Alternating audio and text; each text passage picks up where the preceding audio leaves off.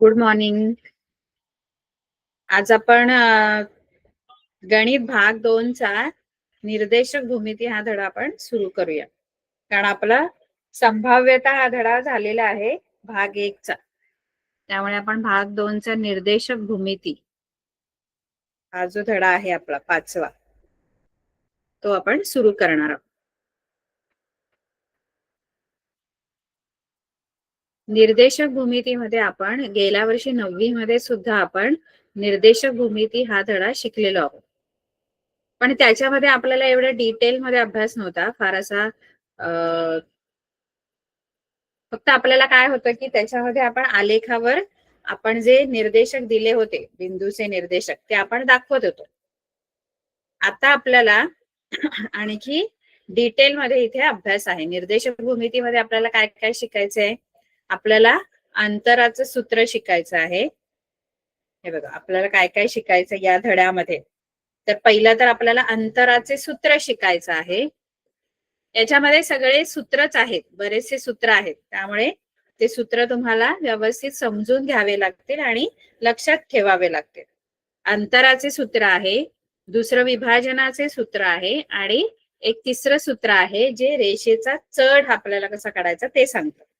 रेषेचा चढ काढण्यासाठी सुद्धा एक सूत्र, 2 सूत्र आहेत, ती आपल्याला शिकायचे. जास्त काही नाहीये या धड्यामध्ये, या 3च गोष्टी आहेत आणि याच्यावर आधारित आपल्याला गणित आहे. गणितांमध्ये वेगवेगळे प्रकार आहेत, म्हणजे या एकाच सूत्रावरून अनेक प्रकारची गणित. सूत्र एकच वापरायचं पण त्याच्यावर आधारित अनेक वेगवेगळ्या प्रकारची गणित आपल्याला सोडवायची. ठीक आहे.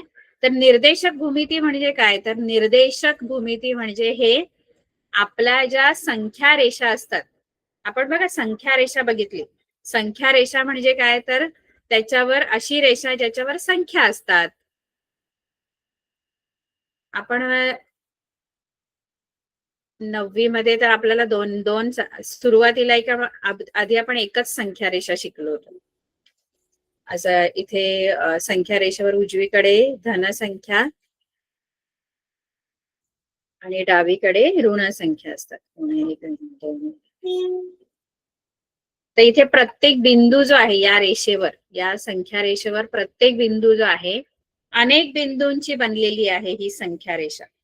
तर त्या प्रत्येक बिंदूशी निगडीत एक बिंदू इथे अनेक बिंदू आहेत आणि त्या प्रत्येक बिंदूशी निगडीत एक संख्या असते काहीतरी.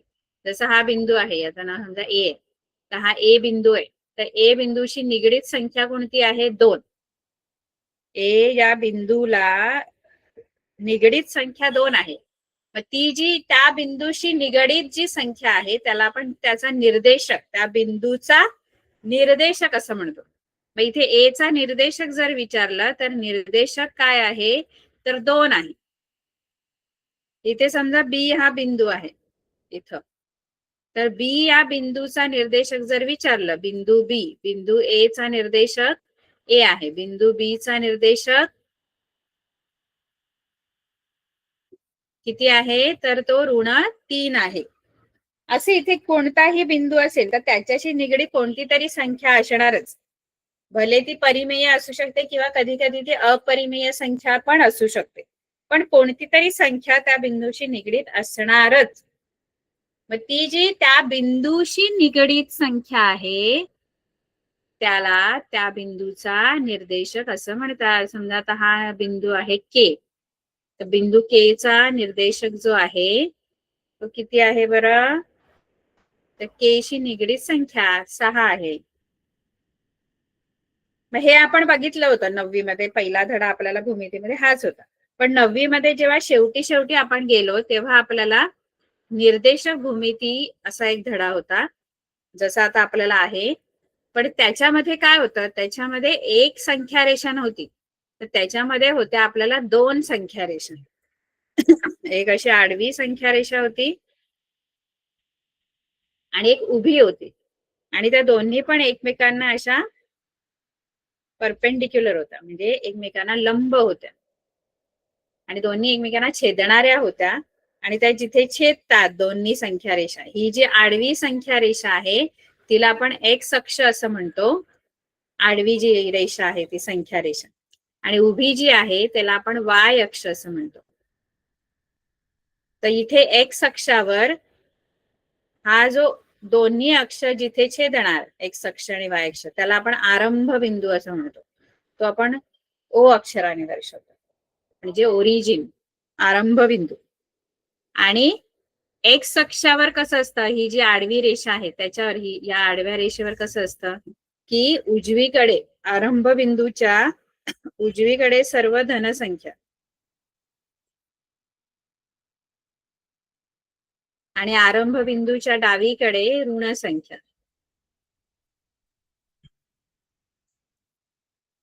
आणि वाय अक्षावर कसं असतं, वाय अक्षावर आरंभ बिंदूच्या वरच्या बाजूला धनसंख्या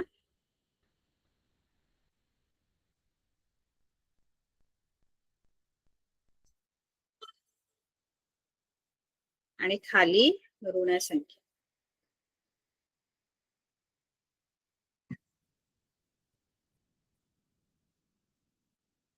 असं आपण संख्या रेषा दोन घेतो. आधी आपण एकच संख्या रेषेबद्दल शिकलो. नंतर आपण 9वी मध्ये शेवटी भाग 2 मध्ये आपण दोन अशा संख्या रेषा शिकलो ज्या एकमेकांना लंब आहेत.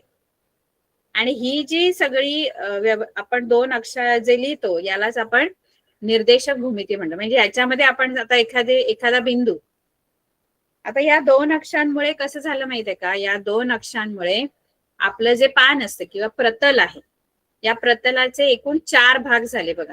हा एक भाग पहिला, हा दुसरा, हा तिसरा आणि चौथा. कारण या संख्या रेषा एवढ्याच नाहीये तर त्या पूर्ण मोठ्या असतात.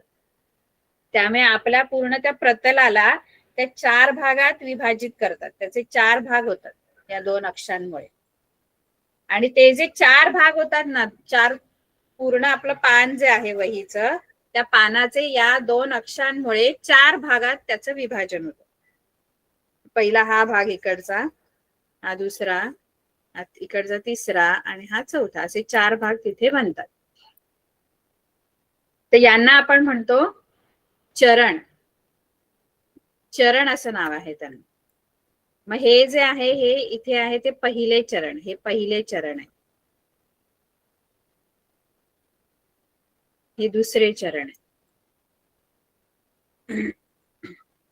तिसरे चरण आणि चौथे चरण, असे 4 चरण तयार होतात दोन अक्षांवर.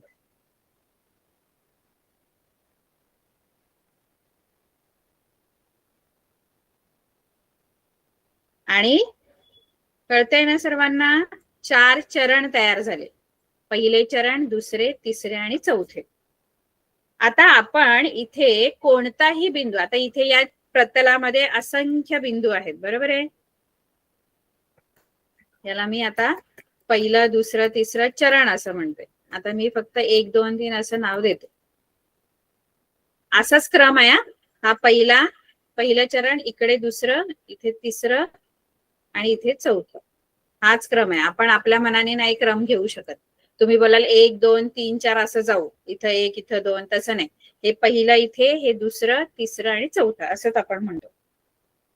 तर आता आपल्या ह्या पूर्ण प्रतलामध्ये असंख्य बिंदू आहेत, असे असंख्य बिंदू आहेत. हे बघा बिंदू काढले, असंख्य बिंदू आहेत या प्रतलामध्ये. आता या प्रतलामध्ये जे असंख्य बिंदू आहेत त्या बिंदूंशी निगडीत काहीतरी संख्या असणार. जसं मगाशी मी सांगितलं की संख्या रेषेवर जर एखादा बिंदू आहे, या संख्या रेषेवर जर एखादा बिंदू आहे तर या संख्या रेषेवरच्या बिंदूशी निगडीत एक संख्या असते.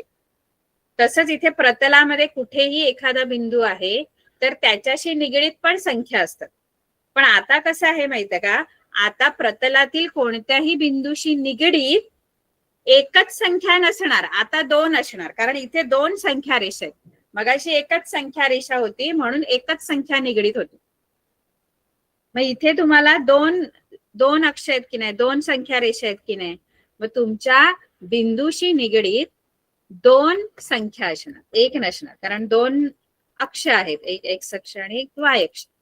त्यामुळे संख्या पण 2 असणार निगडीत. माझा समजा एखादा बिंदू मी इथे कुठेतरी घेतला, समजा इथे बिंदू आहे हा, हा समजा पी बिंदू आहे. तर या पी बिंदूशी निगडीत कोणत्या कोणत्या संख्या आहेत बरं? तर त्या समजून घेण्यासाठी आपण काय करायचं, या पी मधून एक्स अक्षावर खाली यायचं. इथे एक्स अक्षावर असं आपण लंब टाकतो आणि दुसरा वाय अक्षावर. मग पी बिंदूची एक्स अक्षाशी निगडीत कोणती संख्या आहे? पी बिंदूची एक्स अक्षावरची कोणती निगडीत संख्या आहे बरं, सांगाल का कोणी? एक्स अक्षावरील कोणती निगडीत संख्या आहे पी बिंदूची? एक्स अक्षाशी संबंधित कोणती संख्या दिसते?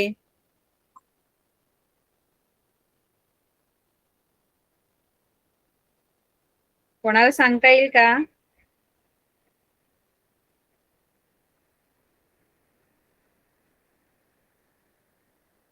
बघा पी बिंदू आणि हा एक्स अक्ष खाली आहे, ही आडवी लाईन जी आहे ती एक्स अक्ष आहे. मग एक्स अक्षावरची पी बिंदूशी निगडीत कोणती संख्या आली आहे इथे? हा बघा, ही इथे 4 आली आहे एक्स अक्षाशी निगडीत. मग याचा एक्स अक्षाशी निगडीत संख्या जी आहे ती 4 आहे आणि वाय अक्षाशी निगडीत वाय अक्ष हा आहे आणि वाय अक्षाशी निगडीत जी संख्या आली आहे ती 3 आहे. मग नंतर 3, मग 4,3 अशा दोन संख्या याच्याशी निगडीत आहे. आणि लिहिताना कसं लिहायचं असतं? पहिला एक्स अक्षाशी निगडीत एक्स निर्देशकच लिहायचा असतो पहिला. म्हणजे हे जे ह्या ज्या दोन संख्या आहेत ना त्याला आपण निर्देशक असं म्हणतो की नाही? मगाशी पण आपण निर्देशकच लिहिलं बघा, ए चा निर्देशक, बिंदू बी चा निर्देशक. तर हे सुद्धा निर्देशकच असतात, पण इथे तुमचे दोन निर्देशक असणार. दोन संख्या आहेत ना, एक एक्स अक्षाशी निगडीत आणि एक वाय अक्षाशी. म्हणून पहिला जो लिहितो आपण तो एक्स निर्देशक असतो आणि दुसरा जो असतो तो वाय निर्देशक.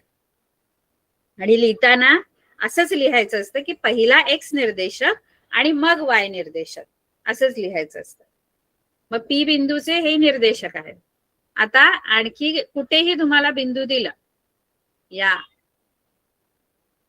आता समजा मी इथे कुठला तरी तुम्हाला एखादा बिंदू दिला, इथे हा समजा एल बिंदू आहे. तर या एल बिंदूचे निर्देशक कसे लिहिणार? आधी एल चा एक्स अक्षाशी निगडीत कोणती संख्या आहे ती बघायची. तर एल ची एक्स अक्षाशी निगडीत संख्या ऋण 3 दिसते मला. मग पहिला ऋण 3 लिहायचं, कारण एक्स निर्देशकच पहिला लिहायचा असतो. आणि वाय निर्देशकाशी निगडीत संख्या -4 -4 दिसते, ऋण 4. पहिली एक्स अक्षाशी निगडीत लिहायची, मग वाय अक्षाशी. म्हणजे एक्स निर्देशक याचा ऋण 3 आहे आणि वाय निर्देशक ऋण 4 आहे. ठीक आहे, असं आपण निर्देशक आपण गेल्या वर्षी हे शिकलेलो आहोत की निर्देशक कसे दाखवायचे, किंवा एखादा बिंदू निर्देशक दिले असेल तर ते कसे दाखवायचे आलेखावर, हे आपण शिकलो.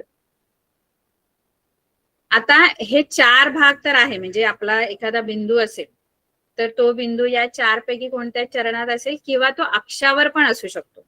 म्हणजे समजा मी इथे बिंदू घेतला, हा एम बिंदू आहे. आता हा एम बिंदू जो आहे तो बघा पहिल्या चरणात पण नाहीये, दुसऱ्या चरणात पण नाहीये, चरणात कोणताच नाहीये, तिसरा पण नाही आणि चौथा पण. एम जो बिंदू आहे की नाही, जसा पी जो बिंदू आहे तो पहिल्या चरणात आहे, एल जो बिंदू आहे तो तिसऱ्या चरणात आहे.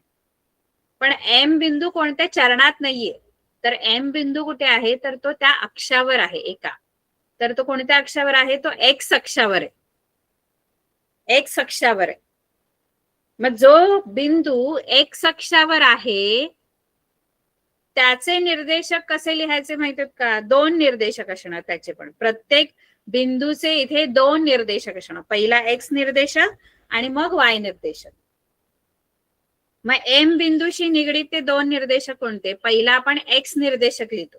आता एक्स निर्देशक म्हणजे एक्स अक्षाशी संबंधित, एक्स अक्षाशी संबंधित 7 संख्या.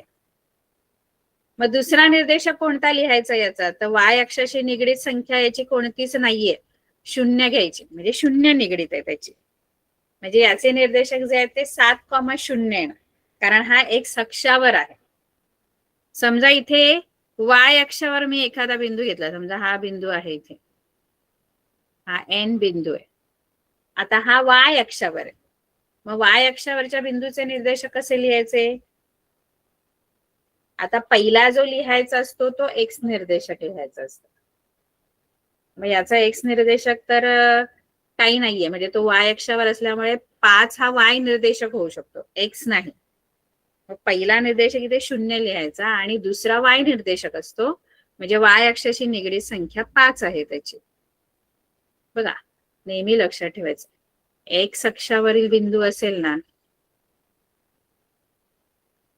एक्स अक्षावरील बिंदू असेल ना, एक्स अक्षावरील, तर त्याचे निर्देशक कसे असतात माहितीये का?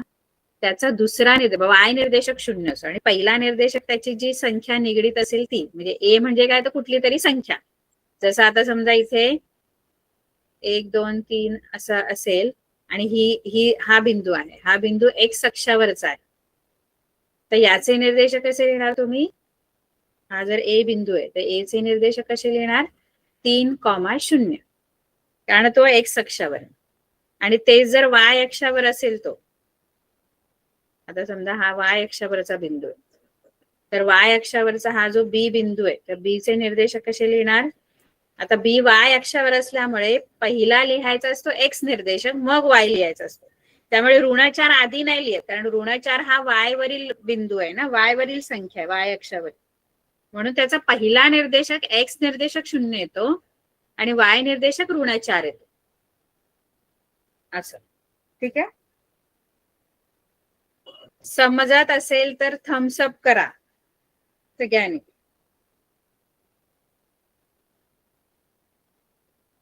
कळतंय का?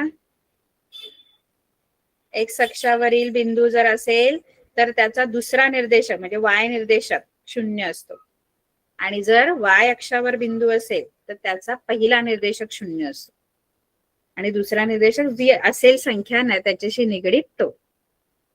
ठीक आहे, हे तर आपलं बेसिक आहे, आपण आधी पण शिकलो. आता आपण मुख्य आपण जे या धड्यामध्ये शिकणार आहोत ते आपण बघूया. इथे सगळी या धड्यामध्ये आता तुम्हाला सूत्रच आहेत निर्देशक भूमितीमध्ये. निर्देशक भूमितीमध्ये पहिलं जे सूत्र आहे ते आहे अंतराचे सूत्र.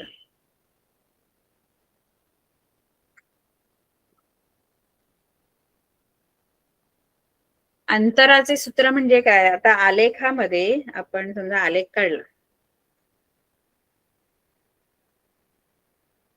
तर या आलेखामध्ये समजा इथे एक बिंदू आहे आणि इथे एक दुसरा बिंदू आहे बी, तर याचे काहीतरी समजा निर्देशक आहेत, इथे याचे समजा 3,4 असे निर्देशक आहेत आणि ह्याचे समजा ऋण 5, ऋण 4 असे निर्देशक आहेत. निर्देशक आहेत ना, आता आलेखामध्ये बिंदू म्हटल्यानंतर त्याच्याशी संबंधित 2 निर्देशक असतात, एक पहिला असतो एक्स आणि दुसरा वाय निर्देशक. तर असे दोन्ही बिंदूचे निर्देशक आहेत आणि आपल्याला सांगितलं त्यांनी की ए आणि बी मधलं अंतर काढा. या 2 बिंदूंमधलं अंतर किती असेल बरं, आपल्याला शोधायला सांगितलं. तर आपण एक तर काय करू शकतो, आपल्याला आलेख काढून म्हणजे आलेखावर हे बिंदू दाखवून पट्टीने तुम्ही ते अंतर मोजू शकतात की ए आणि बी मधलं किती अंतर, करू शकतो आपण असं. पण आपल्याला आलेख न काढता, आलेखावर आपण हे बिंदू समजा मी तुम्हाला असं सांगितलं ए 3,4 आणि बी ऋण 5, ऋण 4 यांच्यामधलं अंतर शोधा, तर सोपं आलेख जर आपल्याकडे आलेख कागद असेल तर त्याच्यावर मी असे 1 2 3 4 असं दाखवणार आणि मग इकडून 3 आणि इकडून 4 असं बिंदू हा येणार ए आणि बी बिंदू दाखवणार ऋण 5 ऋण 4 आणि मग दोघांमधलं अंतर मी मोजू शकते. हे माझ्याकडे एक उपाय आहे. पण तुम्हाला आलेखाचा वापर करायचा नाहीये. आलेख न काढता सूत्र वापरून आपल्याला या 2 बिंदूंमधलं अंतर शोधायचं. म्हणून तर अंतराचं सूत्र आहे. आलेख कागद नाही देणार तुम्हाला, तुम्हाला सूत्र वापरून त्या 2 बिंदूंमधलं अंतर शोधायचं आहे. मग अंतराचं सूत्र काय आहे, तर कोणत्याही 2 बिंदूंमधलं अंतर जर डिस्टन्स, डी म्हणजे डिस्टन्स, कोणामधलं डिस्टन्स, डिस्टन्स म्हणजे अंतर, कोणामधलं ए आणि बी या 2 बिंदूंमध्ये अंतर जर शोधायचंय तर सूत्र आहे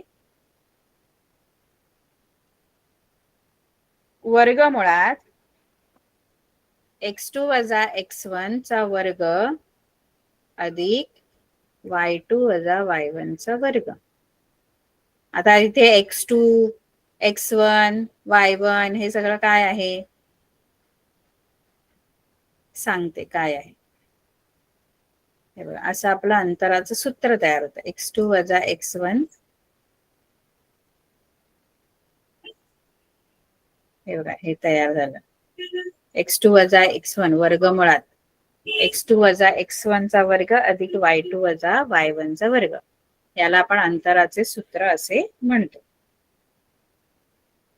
आता x2 x1 y1 y2 हे काय आहे सगळं तर हे निर्देशक आहेत. मग ते आपल्याला माहित पाहिजे कसं लिहायचं.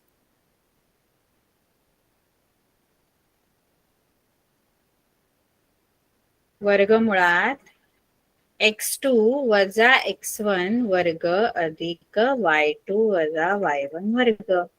मग x2 x1 y2 y1 काय आहे बघा. आता हे दोन बिंदू जर तुम्हाला दिलेत ते मी इथे लिहिते a3,4 आणि b वजा 5, वजा 4 असे निर्देशक दिलेले. तर हे जे ए चे जे दोन निर्देशक आहेत की नाही 3,4 तर पहिला निर्देशक जो असतो तो एक्स असतो आणि दुसरा असतो तो वाय निर्देशक असतो. मग ए चे जे दोन निर्देशक आहेत की नाही त्याला आपण x1 y1 असं म्हणतो. x1 इथे 3 आहे आणि y1 4 आहे. आणि बी चे जे दोन निर्देशक आहेत हा पहिला आणि हा दुसरा हा एक्स निर्देशक आहे वाय. मग ह्याला बोलायचं x2 आणि y2. म्हणजे x2 5 आहे ऋण 5 आहे आणि y2 ऋण 4 आहे. म्हणजे जे दोन निर्देशक आहेत की नाही दोन बिंदू दिलेत की नाही तुम्हाला त्या दोन बिंदूंमध्ये पहिल्या बिंदूचे निर्देशक x1 y1 घ्यायचे. x1 पहिला आणि y1 दुसरा निर्देशक आणि दुसरा जो बिंदू आहे त्याचा पहिला निर्देशक x2 y2 असे निर्देशक घ्यायचे. म्हणजे थोडक्यात इथे x1 जो आहे तो 3 आहे आणि y1 जो आहे तो 4 आहे. x2 इथे ऋण 5 आहे आणि y2 इथे ऋण 4 आहे. मग त्या सगळ्या किमती या सूत्रामध्ये टाकायचे आणि आपण अंतर शोधायचं. बघूया आपलं याच्यामधलं अंतर किती येतं. डिस्टन्स ए बी काढायचं आपल्याला. ए आणि बी मधलं अंतर. डिस्टन्स ए बी लिहू शकता किंवा नुसतं ए बी लिहिलं तरी पण चालेल. तर सूत्र काय आहे आपलं x2 वजा x1 वर्ग अधिक y2 वजा y1 वर्ग. नीट लक्ष द्या आपल्याला अंतर शोधता आलं पाहिजे.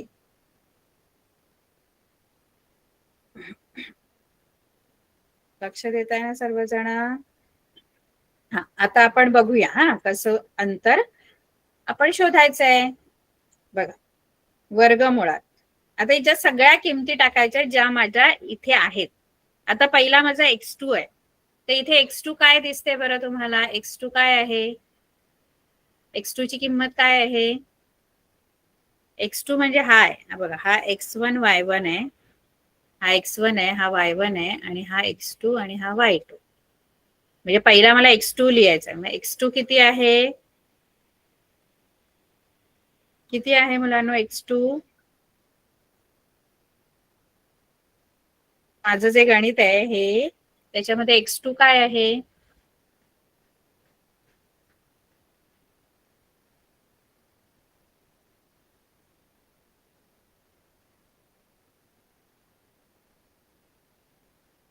दिसत नाहीये का. ए 3,4 आहे आणि बी ऋण 5, ऋण 4 आहे. याच्यामध्ये ए चे जे निर्देशक आहेत त्यातला पहिला x1 घ्यायचा दुसरा आहे तो y1 घ्यायचा आणि हा x2 आणि हा y2.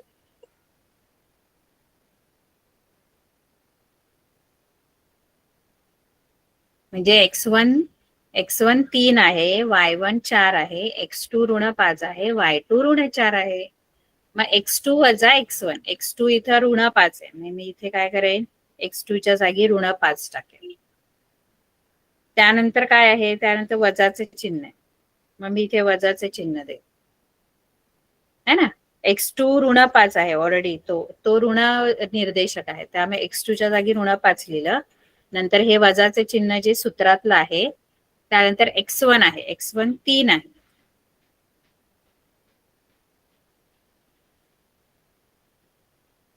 याचा वर्ग म्हणजे x2 ऋण 5 वजा x1 3 आहे वर्ग अधिक y2 ऋण 4 आहे, y2 ऋण 4 सूत्रातलं वजा चिन्ह घेतलं हे, आणि y1 परत 4 आहे आणि याचा वर्ग.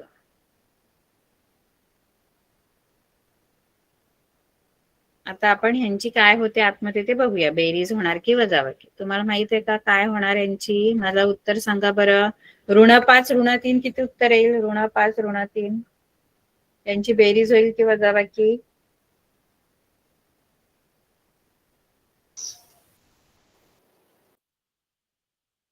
किती येईल ऋण 5 ऋण 3 उत्तर? धन 8 की ऋण 8? ऋण 8, कारण मोठ्या संख्येचे चिन्ह असतात. दोघांची चिन्ह सारखी असली ना की बेरीज होते. आता दोघांची चिन्ह ऋण ऋण आहेत, त्यामुळे यांची होणार बेरीज, आणि जे उत्तर येईल बेरीज करून त्याला मोठ्या संख्येचं चिन्ह म्हणजे 5चं चिन्ह देणं, ते ऋण आहे. मग ऋण 8 आणि कंसाचा इथे वर्ग होता, म्हणजे ऋण 8चा वर्ग अधिक ऋण 4 ऋण 4. ऋण 4 ऋण 4चं उत्तर किती येईल? ऋण 8 असेल.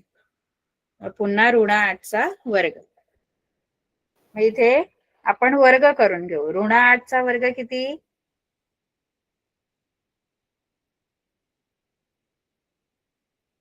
ऋण 8चा वर्ग म्हणजे ऋण 8 गुणिले ऋण 8, दोनदा ऋण 8 गुणायचे. आता गुणाकाराचा नियम वेगळा आहे. गुणाकारामध्ये आपण दोन्ही चिन्ह मिळून जे चिन्ह तयार होतं ते देतो. गुणाकारामध्ये मोठ्या संख्येचे चिन्ह नाही देत. मग ऋण ऋण जे मिळून तयार होतं, ऋण ऋण मिळून धन बनतं. ऋण ऋण धन, आणि आठी आठी 64, म्हणजे याचं धन 64, म्हणजे फक्त 64 लिहिलं तरी चालेल. आणि अधिक परत इथे ऋण 8चाच वर्ग आहे, त्यामुळे परत 64. असं मिळून इथे ऋण 64 अधिक 64 128 असं उत्तर येतं. ठीक आहे. मग तुमचं जे ए बी अंतर आहे याला आणखी आपण पुढे सिम्प्लिफाय करू शकतो. म्हणजे 128 जो आहे की नाही इथे आतमध्ये, या 128 ला मी कसं लिहू शकते माहितीये का? एक वर्ग संख्येच्या गुणाकाराच्या स्वरूपात मला लिहिता येईल का ते बघायचं. आता 128 मी असे लिहू शकते, 64 गुणिले 2. आता मी इथे 64 गुणिले 2च का लिहिले? 64 गुणिले 2 128 येतात म्हणून लिहिले. 2 चौक 8, 2 7 12 है ना, 128. पण मी 64 गुणिले 2च का लिहिले? आणखी पण बऱ्याच प्रकारे 128 गुणाकार येतो, पण तसा नाही मी लिहिला, कारण 64 काय आहे? ही पूर्ण वर्ग संख्या आहे. 64 कोणाचा तरी वर्ग आहे, त्यामुळे ती वर्गमुळाच्या बाहेर येऊ शकते. ही 64 संख्या वर्गमुळाच्या बाहेर आल्यावर काय होईल? 64चं वर्गमूळ काय आहे? 64 वर्गमुळाच्या बाहेर आल्यावर काय येणार उत्तर? 64चं वर्गमूळ कोणाला माहित आहे का?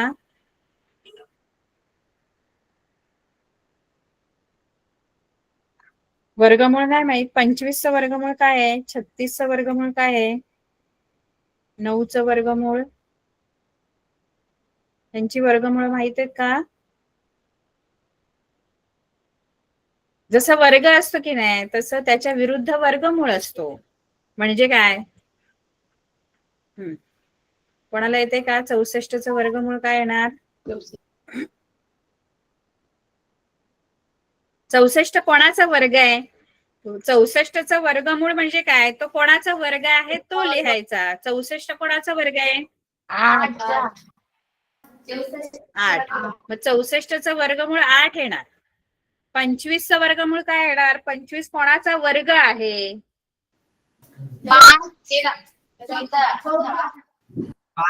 14. 25 वर्ग कोणाचा आहे? वर्ग म्हणजे अशी कोणती संख्या आहे? 5. 36चं वर्गमूळ काय आहे? 6. 6. 9चं वर्गमूळ काय आहे? 81. 3. नाही, 9चा वर्ग 81 आहे. 9चा वर्ग 81 आहे. मी 9चा वर्ग नाही विचारलं, मी 9चं वर्गमूळ विचारलं. 3. 9 हा 3चा वर्ग आहे. हा, कळलं का? 49चं वर्गमूळ काय आहे? 7. 7 मॅडम.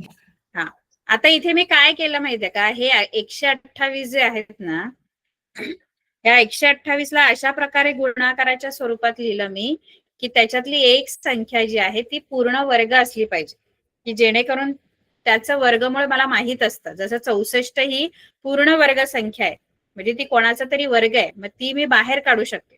64 कोणाचा वर्ग आहे? 8 मॅडम. 8. मग हे 64चं वर्गमूळ मी 8 लिहू शकते, आणि हे 2 जे आहेत उरलेले ते वर्गमुळाच्या आतच राहणार, ते नाही बाहेर येऊ शकत. 64 वर्गमुळाच्या बाहेर येऊ शकतं, कारण 64 ही पूर्ण वर्ग संख्या आहे, म्हणजे तो कोणाचा तरी वर्ग आहे, 8चा वर्ग आहे तो, त्यामुळे ती वर्गमुळातून बाहेर येते. ज्या संख्या पूर्ण वर्ग नाहीयेत, जशी ही 2 आहे, 2 ही कोणाचा वर्ग नाही, त्यामुळे ती वर्गमुळाच्या आतच राहणार तशीच. कळते का? हो मॅडम. जसं आता वर्गमुळात 75 आहेत, तर वर्गमुळात 75 मी कसे लिहू शकते? 75 मी असे लिहू शकते, 25 त्रिक 75. मग 25 त्रिकच का लिहिलं? कारण हा 25 जो आहे तो वर्गमुळातून बाहेर येऊ शकतो, कारण 25 हा पूर्ण वर्ग संख्या आहे. मग 25 वर्गमुळातून बाहेर आल्यावर किती होणार? 25चं वर्गमूळ काय आहे? 5. 5. म्हणजे हा बाहेर आला की तो 5 होणार, आणि वर्गमुळात काय शिल्लक राहणार? फक्त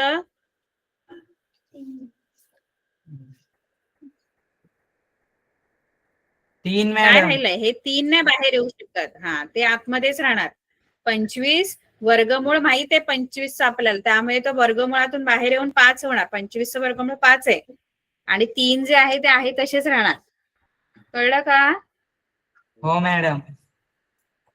मग 128चं पण मी तेच केलं. 128 64 आणि 2चा गुणाकार आहे, त्याच्यामध्ये 64 ही पूर्ण वर्ग संख्या आहे, त्यामुळे मी 64चं वर्गमूळ 8 घेणार, आणि 2 जे आहेत ते तसेच राहणार वर्गमुळामध्ये. हे कळलं पाहिजे आपल्याला. ठीक आहे, तर हे अंतर जे आहे की नाही, ते मला एबीचं अंतर किती मिळालं? 8 वर्गमुळात 2 असं मिळालं. ठीक आहे, अशी आपल्याला आणखी खूप सारी अंतर शोधायची आहेत 5.1 मध्ये.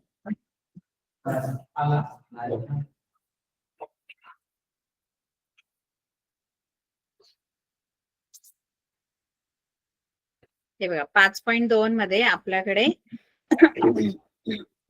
खाली दिलेल्या बिंदूंच्या प्रत्येक जोडीतील अंतर काढा.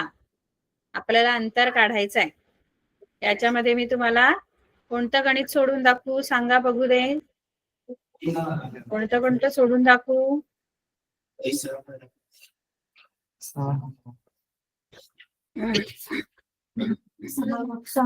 6वा मॅडम. 3रं आणि 6वं. 3रं नको? ठीक आहे, फक्त 6वं सोडून दाखव. बर, ठीक.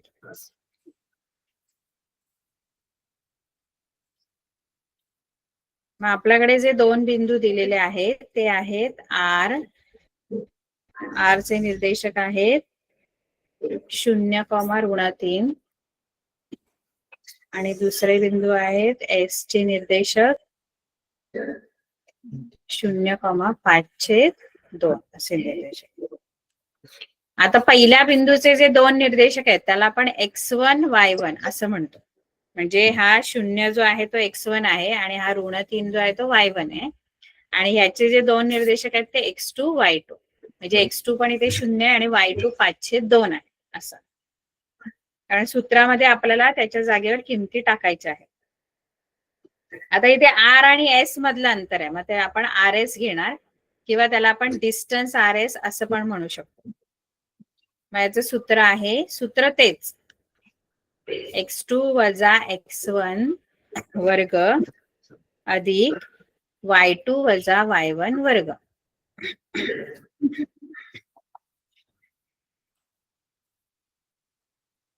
आता x2 काय आहे, x2 सांगा बरं काय आहे इथे आपल्याला दिलेल्या निर्देशकामध्ये. x2 ची किंमत काय आहे, 0 आहे, बरोबर.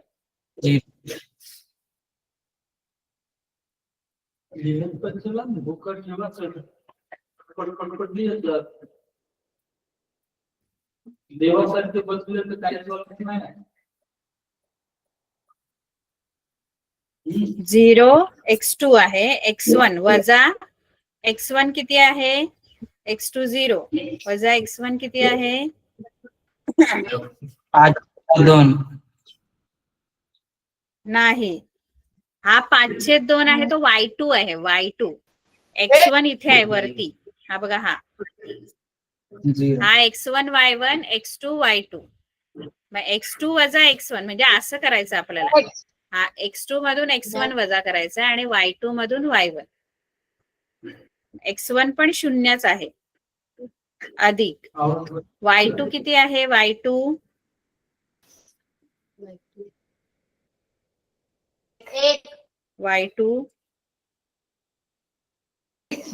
एक नाहीच आहे याच्यामध्ये, निर्देशकांमध्ये एक कुठे नाही. आपल्याला हेच कळलं पाहिजे मुलांना. इथे आपल्याला y2 बघा ना, मी कुठे लिहिले, इथे लिहिले y2. y2 हा आहे, y2 इथे आहे ना, हा 5/2 हा y2 आहे. त्यानंतर वजाचं हे चिन्ह जे सूत्रामध्ये आहे, वजाचे चिन्ह, आणि y1 किती आहे, -3. -3. परत तुम्ही ब्रॅकेट मध्ये कंसात -3 लिहायचे, कारण हा वजा जो आहे ना बाहेरचा, तो सूत्रातला वजा आहे. आणि y1 ला पण -3, y1 चा पण निर्देशक -3 आहे, y1 -3 आहे, सॉरी, आणि कंसाचा वर्ग. मग ह्या किमती व्यवस्थित टाकून घ्यायच्या आणि मग आता करायची वजाबाकी. आता 0 वजा 0 किती, 0 येणार. आणि 0चा वर्ग जरी केला तरी 0च येणार, अधिक. आता इथे कॅल्क्युलेशन आहे आपलं थोडं, इथे आपल्याला व्यवस्थित सोडवता आलं पाहिजे, कारण इकडचं तर उत्तर 0च येणार आहे. 5/2 आणि इथे ना 2 वजा चिन्ह लागोपाठ आहेत, ऋण ऋण. मग 2 एका मागोमाग एक ऋण ऋण आले की ते काय बनतील, ऋण ऋण काय बनतात, धन.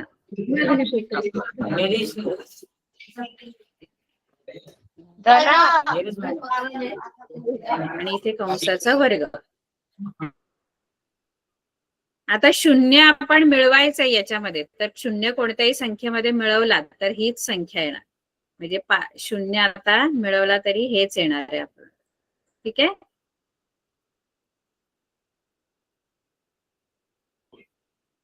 आता इथे होतं काय माहितीये, इथे गंमत काय झाली माहितीये का, इथे 0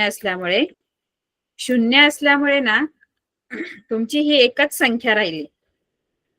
0मध्ये कोणती संख्या मिळवली, 0मध्ये हे मिळवलं मी, 0मध्ये आपण काहीही मिळवलं तर ती संख्याच येते ना जी आहे, 0चा काही फरक नाही पडत.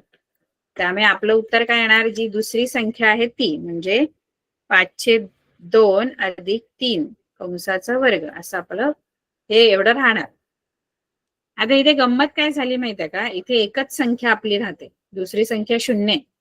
आता ही एकच संख्या राहिल्यामुळे होतं काय माहितीये का, बघा इथे हे वर्गमुळाचं चिन्ह आहे आणि इथे वर्ग आहे,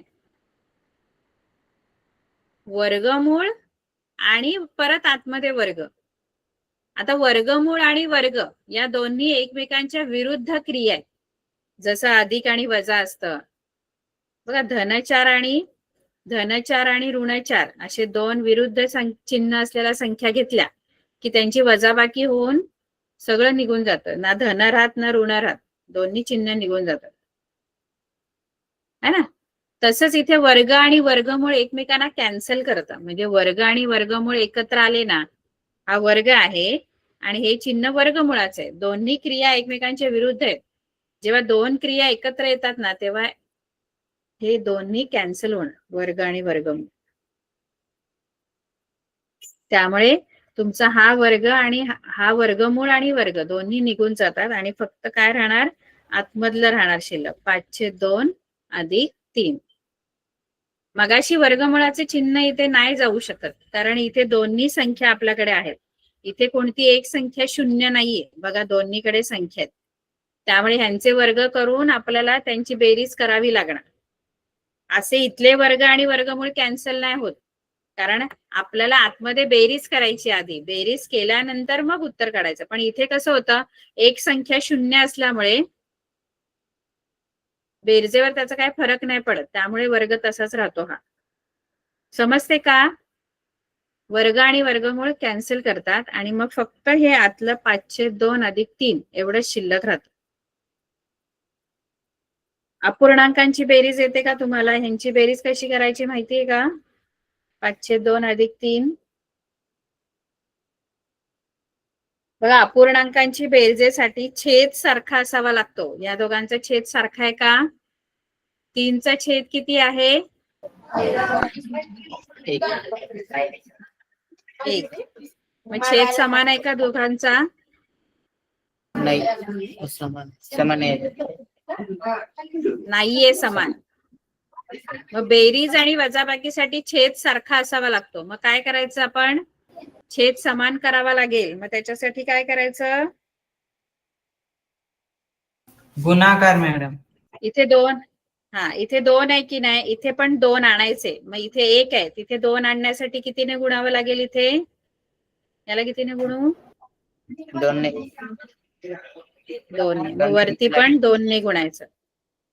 मग इथे 5/2 आणि हे येणार 3 दुणे 6/2.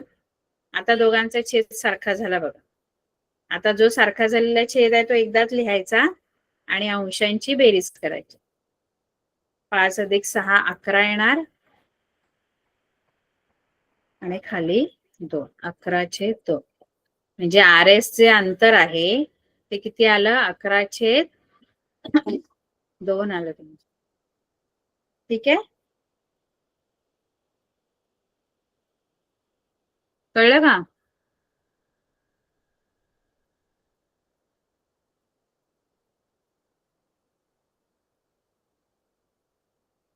आता आपण हे 6वं सोडूया.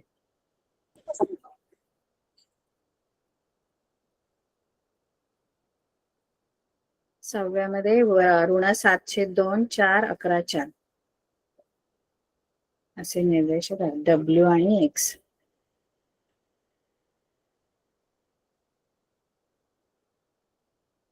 W चे निर्देशक आहेत ऋण 7/2 4,4 आणि X चे निर्देशक आहेत 11,4. असेच आहेत ना?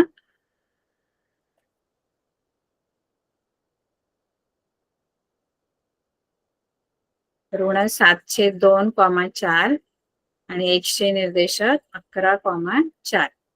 आता याच्यामध्ये W चे जे निर्देशक आहेत ते असतात X1 Y1. म्हणजे हा X1 आहे आणि हा Y1 आहे. हा X1 बोलला तर ऋण 7/2 आणि Y1 4 आहे आणि हे असतात X2 Y2. म्हणजे हा X2 आणि हा Y2. X2 11, Y2 4 आहे आणि हे X1 Y1. आता सूत्र लिहायचं आणि सूत्रामध्ये किमती टाकायच्या आणि अंतर शोधायचे आपल्याला.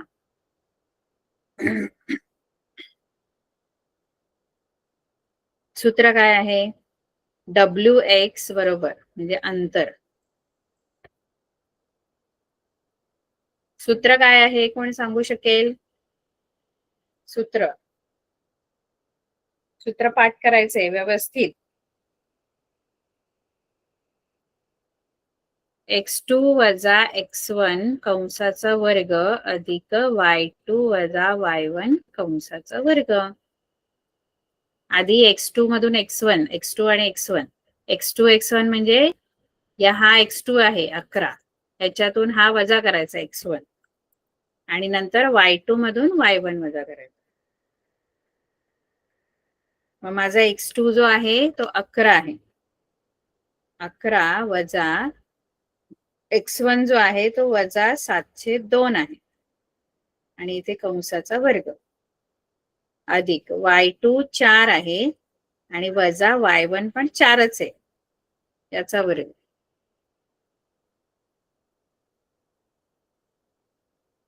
आता इथे होईल काय बघा. 11 वजा वजा 2 लागोपाठ आल्यामुळे इथे 11 अधिक 702 येणार, कारण दोन्ही ऋण ऋण असल्यामुळे धन झाले आणि त्याचा वर्ग अधिक 4 वजा 4 शून्य येणार आणि शून्याचा वर्ग शून्यच येतो. मग सारखंच झालं बघा, हे एक संख्या शून्य आली. मगाशी 0 वजा 0 होतं, पण आता 4 वजा 4 आहे, पण तरी पण शून्यच येणार उत्तर. म्हणजे हे मगासारखं आपण करू शकतो. म्हणजे काय करू शकतो, आता याच्यामध्ये 0 मिळवला तर ही जी राहिलेली ही जी संख्या आहे तेच उत्तर येणार. 11 अधिक 702 चा वर्ग. मग इथे तेच होणार, हे कॅन्सल होणार. 11 अधिक 702 चा वर्ग. मग इथे वर्ग आणि वर्गमूळ सोबत आल्यामुळे ते कॅन्सल होतात. म्हणजे फक्त राहतं 11 अधिक 7/2. सेम मगाचं गणित आहे तसंच आहे. आता पुन्हा याच्यामध्ये 11/1 आहे, त्यामुळे यांचा छेद सारखा करण्यासाठी अंशाला छेदाला मी 2 ने गुणू. मग इथे 11 2 22/2 अधिक 7/2. छेद सारखा आहे तो एकदाच लिहायचा. 2 छेदांची बेरीज नाही करायची आणि 22 अधिक 7 वरती म्हणजे 29/2. हे तुमचं WX मधलं अंतर आलं.